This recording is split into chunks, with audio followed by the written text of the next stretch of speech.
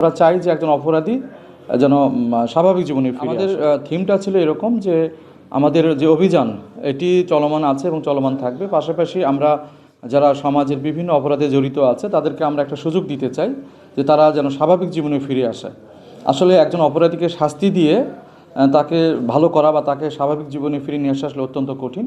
তো সেই দৃষ্টিকোণ থেকে আমরা চাই যে একজন অপরাধী যেন স্বাভাবিক জীবনে ফিরে আসে। তো সেক্ষেত্রে আমাদের পূর্ব অভিজ্ঞতা দেখেছি যে আমরা যদি কাউকে গ্রেপ্তার করে আদালতে প্রেরণ করি তাহলে জেল থেকে সে আসার পরে আবার সে অপরাধে জড়িয়ে পড়ছে। আমরা জেল থেকে আসার পরে সে আবার পুনরায় জড়িয়ে পড়ছে। একইভাবে বারবার তাকে অনেক আসামি আছে আর তাদেরকে একাধিকবার গ্রেপ্তার করা হয়েছে, কিন্তু তাকে আমরা সংশোধন করতে পারি নাই।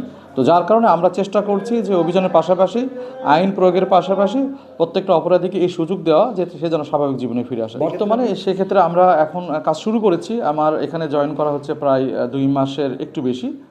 সেক্ষেত্রে এখন পর্যন্ত আমরা অত্যন্ত সফল। আমরা প্রত্যেকটা অপরাধী, সমাজের বিভিন্ন অপরাধে যারা জড়িত আছে, আমরা প্রত্যেকটার পরিবারের সঙ্গে কথা বলছি, আসামির সঙ্গে যোগাযোগের চেষ্টা করছি। তো এখন পর্যন্ত প্রায় 5 জন আসামি আত্মসমর্পণ করেছে বিভিন্ন অপরাধে, মাদক ব্যবসায়ী, চুরি, জুয়া খেলায় জড়িত এরকম অপরাধী আত্মসমর্পণ করেছে এবং 6 জন আসামি তারা এখন জেলে আছে। তো তারা জেলে যাওয়ার আগে আমাদের কাছে তারা কমিটমেন্ট করেছে তারা জামিনে বের হয়ে আসার পরে তারা আত্মসমর্পণ করে স্বাভাবিক জীবনে ফিরে আসবে। এবং ইতিমধ্যে অনেকেই যোগাযোগ করছে বিভিন্নভাবে, পরিবারের মাধ্যমে, জনপ্রতিনিধির মাধ্যমে, যে তারা স্বাভাবিক জীবনে ফিরতে চায়। এটা একটা প্রক্রিয়া আছে এবং এটা চলমান আছে এবং ইনশাল্লাহ আগামীতে আপনি আরও দেখতে পাবেন যে অনেক অপরাধী স্বাভাবিক জীবনে ফিরে আসবে। এটি একটি ইতিবাচক দিক। আপনি লক্ষ্য করবেন যে সমাজে যে কোনো ইতিবাচক দিক যখন, ইতিবাচক এবং নেতিবাচক দুটো দিকই যখন সমাজে আসে এটা মানুষ গ্রহণ করে।